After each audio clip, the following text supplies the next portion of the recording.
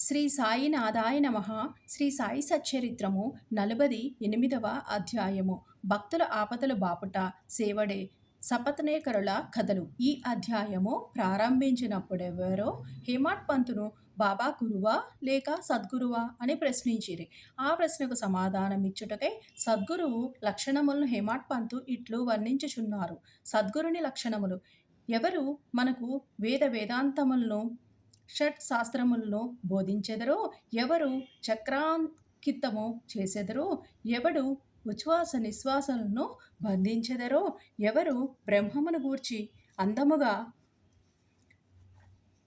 ఉపన్యసించెదరో, ఎవడు భక్తులకు ఎవరు భక్తులకు మంత్రోపదేశమును చేసి దానిని పునశ్చరణము చేయుమందురో, ఎవరు తమ వాక్శక్తిచే జీవిత పరమావధిని బోధించగలరో, కానీ ఎవరు స్వయముగా ఆత్మ సాక్షాత్కారమును పొందలేరో అట్టివారు సద్గురువులు కారు.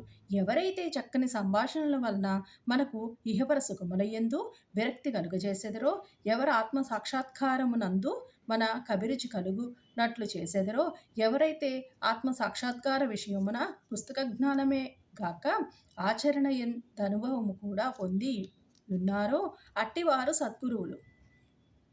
ఆత్మ సాక్షాత్కారమును స్వయముగా పొందని గురువు దానిని శిష్యునికెట్లు ప్రసాదించగలరు?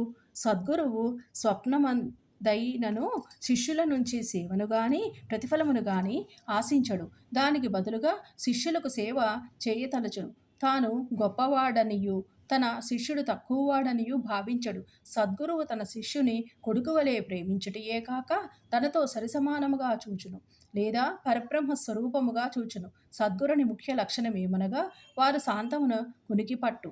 వారెన్నడూనూ చాపల్యమును గాని చికాకును గాని చెందరు. తమ పాండిత్యమునకు వారు గర్వించరు. ధనవంతులు, పేదలు, ఘనులు, నీచులు వారికి సమానమే. హేమాడ్ పంతు తన పూర్వజన్మ సుకృతముచే సాయిబాబా వంటి సద్గురువు ఆశీర్వాదమును సహవాసమును పొందెననియు తలంచను. బాబా యవ్వనమునందు కూడా ధనము కూడబెట్టలేదు. వారికి కుటుంబము గాని స్నేహితులు గాని ఇల్లు గాని ఎట్టి ఆధారము గాని లేకుండెను. 18 ఏండ్ల వయసు నుంచి వారు మనస్సును స్వాధీనమందుంచుకొనిరి. వారొంటరిగాను నిర్భయముగాను ఉండెడివారు. వారెల్లప్పుడూ ఆత్మానుసంధానమునందు మునిగి ఉండెడివారు. భక్తుల స్వచ్ఛమైన అభిమానమును చూచి వారి మేలు కొరకేమైనా చేయుచుండెడివారు. ఈ విధముగా వారు తమ భక్తులపై ఆధారపడి ఉండెడివారు.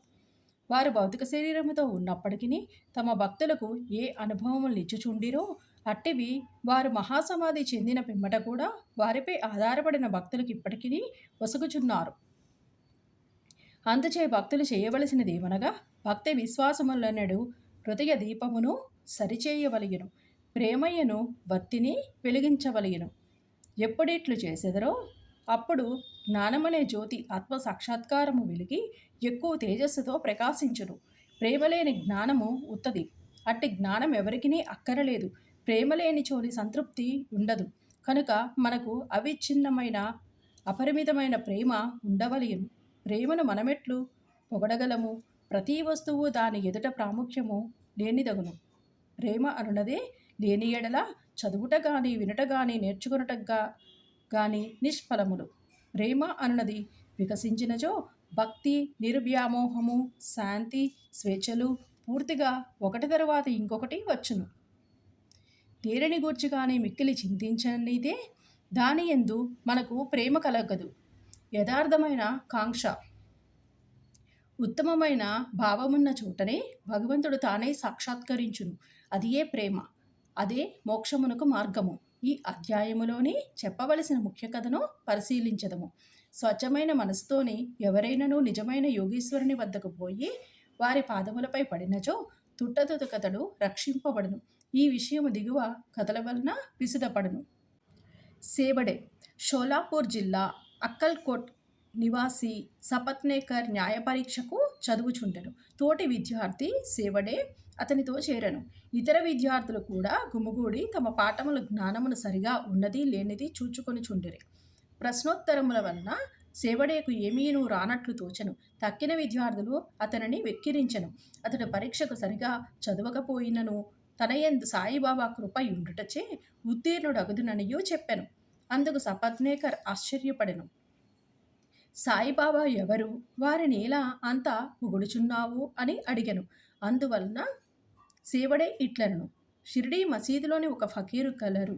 వారు గొప్ప సత్పురుషులు, యోగులితరులున్నను వారు అమోఘమైన వారు. పూర్వజన్మ సుకృతమున్న గాని మనము వారిని దర్శించలేము. నేను పూర్తిగా వారినే నమ్మియున్నాను. వారు పలుకున్నది ఎన్నడూనూ అసత్యము కానేరదు. నేను పరీక్షలో తప్పక ఉత్తీర్ణుడగుదుననియు వారు నన్ను ఆశీర్వదించియున్నారు. కనుక వారి కృపచే తప్పక చివరి పరీక్ష యందు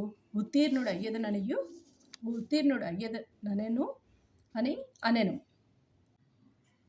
సపత్నేకర్ తన స్నేహితుని ధైర్యమునకు నవ్వెను.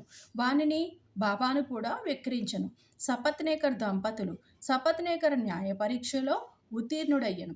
అక్కల్కోట్లోని వృత్తిని ప్రారంభించి అచట న్యాయవాది ఆయెను. 10 సంవత్సరముల పిమ్మట అనగా 1913లోని వానికి గల ఒకే కుమారుడు గొంతు వ్యాధితో చనిపోయెను.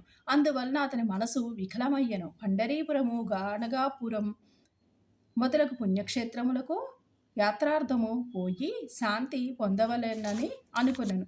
కానీ అతనికి శాంతి లభించలేదు. వేదాంతము చదివెను గాని అది కూడా సహాయపడలేదు. అంతలోనే శివుడే మాటలు అతనికి బాబా యందు గల భక్తియును జ్ఞప్తికి వచ్చెను. కాబట్టి తాను కూడా షిరిడీకి పోయి శ్రీ సాయిని చూడవలనని అనుకొనెను. అతడు తన సోదరుడగు పండితరావుతోని షిరిడీకి వెళ్ళెను. దూరము నుండియే బాబా దర్శనము చేసి సంతసించెను. గొప్ప భక్తితోని బాబా వద్దకేగి ఒక టెంకాయ అచట పెట్టి బాబా పాదములకు సాష్టాంగ నమస్కారమును చేసెను. బయటకు పొమ్ము అని బాబా అర్చెను. సపత్నేకర్ తల వంచుకొని కొంచెం వెనుకకు జరిగి అచట కూర్చుండెను. బాబా కటాక్షమును పొందుటకు ఎవరికి సలహా అయినను తీసుకొనుటకు యత్నించెను. కొందరు బాలాషింపి పేరు చెప్పిరి. అతని వద్దకు పోయి సహాయమును కోరెను. వారు బాబా ఫోటోలను కాని బాబా వద్దకు మసీదునకు వెళ్ళిరి. బాలాషింపి ఒక ఫోటోను బాబా చేతిలో పెట్టి అది ఎవరిదనియో అడిగెను. దానిని ప్రేమించువారిదనియు బాబా చెప్పుచు సపత్నేకర్ వైపు చూచెను. బాబా నవ్వగా అచటి వారందరూ నవ్విరి.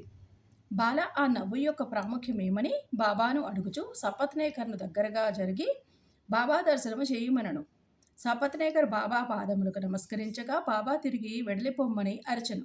సపత్నేకర్కి ఏమి చేయాలో తోచకుండెను. సపత్నేకర్కి ఏమి చేయవలెనో తోచకుండెను. అన్నదమ్ములు ఇద్దరునూ చేతులు జోడించుకొని బాబా ముందు కూర్చుండిరి. మసీదు ఖాళీ చేయమనియు బాబా సపత్నేకర్ను ఆజ్ఞాపించెను. ఇద్దరూ విచారంతో నిరాశ చెందిరి. బాబా ఆజ్ఞను పాలించవలసి ఉండుటచే సపత్నేకర్ షిరిడి విడిపవలసి వచ్చెను. ఇంకొకసారి వచ్చినప్పుడైనా దర్శనమివ్వవలెననియు అతడు బాబాను వేడెను.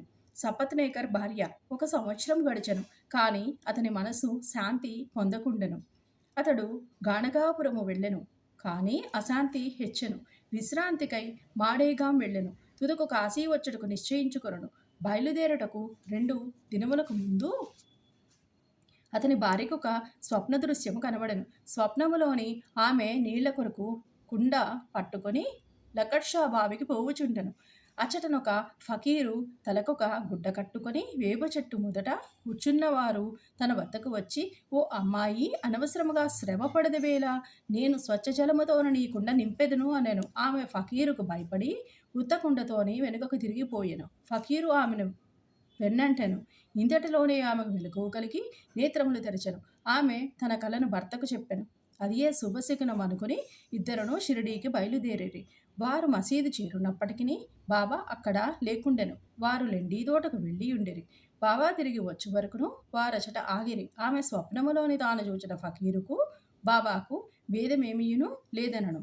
ఆమె మిగుల భక్తితో బాబాకు సాష్టాంగముగా నమస్కరించి బాబాను చూచుచు అచటనే కూర్చుండెను. ఆమె అణుకువ చూచి సంతసించి బాబా తన మామూలు పద్ధతిలోని ఒక కథ చెప్పుటకు మొదలెడెను. నా చేతులు, పొత్తి కడుపు, నడుము చాలా రోజుల నుంచి నొప్పి పెట్టుచున్నవి. నేను అనేకములైన ఔషధములను పుచ్చుకొంటిని. కానీ నొప్పులు తగ్గలేదు. మందులు ఫలమీయకపోవుటచే విసుగు చెంది తిని. కానీ కానీ నొప్పులన్నీయును ఇచట వెంటనే నిష్క్రమించుట కాశ్చర్యపడుచుంటిని అనెను. పేరు చెప్పనప్పటికిని ఆ వృత్తాంతమంతయును సపత్నేకర్ భార్యదే. ఆమె నొప్పులు బాబా చెప్పిన ప్రకారము త్వరలో తగ్గిపోవుటచ్చి ఆమె సంతసించెను. సపత్నేకర్ ముందుగా పోయి దర్శనమును చేసుకొనెను. మరలా బాబా బయటకు పొమ్మనెను. ఈసారి అతడు మిక్కిలి పశ్చాత్తాపపడి ఎక్కువ శ్రద్ధతో ఉండెను. ఇది బాబాను తాను పూర్వము నిందించి ఎగతాళి చేసిన దాని ప్రతిఫలముననియు గ్రహించి దాని విరుగుడు కొరకు ప్రయత్నించుచుండెను. బాబా ఒంటరిగా కలుసుకొని వారిని క్షమాపణ కోరవలెననియు యత్నించుచుండెను. అట్లై యొనర్చెను. అతడు తన శిరస్సును బాబా పాదములపై పెట్టెను. బాబా తన వరదహస్తమును సపత్నేకర్ తలపై పెట్టెను. బాబా కాళ్ళు నొత్తుచు సపత్నేకర్ అచటనే కూర్చుండెను. అంతలోనే ఒక గొల్ల స్త్రీ వచ్చి బాబా నడుమును పట్టుచుండెను. బాబా యొక్క కోమటి గూర్చి కథ చెప్పదొడంగెను. వాని జీవితంలోని కష్టములన్నీయును వర్ణించెను. అందులోని వాని కొడుకు మరణించిన సంగతి కూడా చెప్పెను. బాబా చెప్పిన కథ తనదే అని సపత్నేకర్ మిక్కిలి ఆశ్చర్యపడెను. బాబాకు తన విషయములన్నీయును తెలియుటచే విస్మయమందెను. బాబా సర్వజ్ఞుడనియు గ్రహించెను. అతడు అందరి హృదయములను గ్రహించుననెను. ఈ ఆలోచనలు మనసున మెదులుచుండగా బాబా ఆ గొల్ల స్త్రీకి చెప్పుచున్నట్లే నటించి సపత్నేకర్ వైపు చూపించి ఇట్లనెను. వీడు తన కొడుకును నేను చంపితినని నన్ను నిందించుచున్నాడు. నేను లోకుల బిడ్డలను చంపెదనా? ఇతడు మసీదునకు వచ్చి ఏడ్చుచున్నాడేలా? అదే బిడ్డను వీని భార్య గర్భములోనికి మరల తెచ్చెదను. ఈ మాటలతోని బాబా అతని తలపై హస్తముంచి ఓదార్చి ఇట్లనెను. ఈ పాదములు ముదుసలివి, పవిత్రమైనవి. ఇక నీ కష్టములు తీరిపోయినవి. నా యందే నమ్మకముంచుము. నీ మనోభీష్టములు నెరవేరును. సపత్నేకర్ మైమరచెను. బాబా పాదములను కన్నీటితోని తడిపెను. తరువాత తన బసకు పోయెను. సపత్నేకర్ పూజా సామాగ్రి నమర్చుకుని నైవేద్యముతో మసీదుకు భార్యతోనే పోయి ప్రతిరోజు బాబాకు సమర్పించి వారి వద్ద ప్రసాదమును పుచ్చుకొని చుండెడివాడు. ప్రజలు మసీదులోని గుమిగూడి యుండెడివారు. సపత్నేకర్ మాటిమాటికి నమస్కరించుచుండెను. ప్రేమ వినయములతోని ఒక్కసారి నమస్కరించిన చాలుననియు బాబా నుడివెను. ఆనాడు రాత్రి సపత్నేకర్ బాబా చావడి ఉత్సవమును చూచెను. అందు బాబా పాండురంగుని వలె ప్రకాశించెను. ఆ మరుసటి దినము ఇంటికి పోవునప్పుడు బాబాకు మొదట ₹1 దక్షిణ ఇచ్చి తిరిగి అడిగినచోనే ₹2 లేదనక ఇవ్వవచ్చుననియు సపత్నేకర్ అనుకొనెను. మసీదునకు పోయి ₹1 దక్షిణ ఇవ్వగా బాబా ఇంకొక రూపాయి కూడా అడిగెను. బాబా వానిని ఆశీర్వదించి ఇట్లనెను. టెంకాయను తీసుకొనుము. నీ భార్య చీరకొంగులోని పెట్టుము. హాయిగా పొమ్ము. మనసున ఎందేటి ఆందోళనమును ఉంచకము. అతడు అట్లే చేసెను. 1 సంవత్సరములోని కొడుకు పుట్టెను. 8 మాసముల శిశువుతోని భార్యాభర్తలు షిరిడీకి వచ్చి ఆ శిశువును బాబా పాదములపై పెట్టి ఇట్లు ప్రార్థించిరి. ఓ సాయి, నీ బాకీనెట్లా తీర్చుకొనగలమో మాకు తోచకున్నది కనుక మీకు సాష్టాంగ నమస్కారము చేయుచుంటిమి. నిస్సహాయులముగటచే మమ్ముద్ధరించవలసినది. ఇక మీదట మేము మీ పాదములనే ఆశ్రయించెదము గాక. అనేక ఆలోచనలు, సంగతులు స్వప్నావస్థలోను జాగ్రత్తావస్థలోను మమ్మల్ని బాధించును. నా మనస్సును నీ భజన వైపు మరల్చి మమ్ము రక్షించుము. ఆ దంపతులు తమ కుమారునకు మురళీధర్ అని పేరు పెట్టిరి. తరువాత భాస్కర్ దినకర్ అను ఇద్దరును జన్మించిరి. బాబా మాటలు వృధా పోవనియు సపత్నేకరు దంపతులు గ్రహించిరి. అవి అక్షరాల జరుగుననియు కూడా నమ్మిరి. శ్రీ సాయి నాథాయ నమః. 48వ అధ్యాయము సంపూర్ణము. సద్గురు శ్రీ సాయి నాథార్పణమస్తు. శుభం భవతు.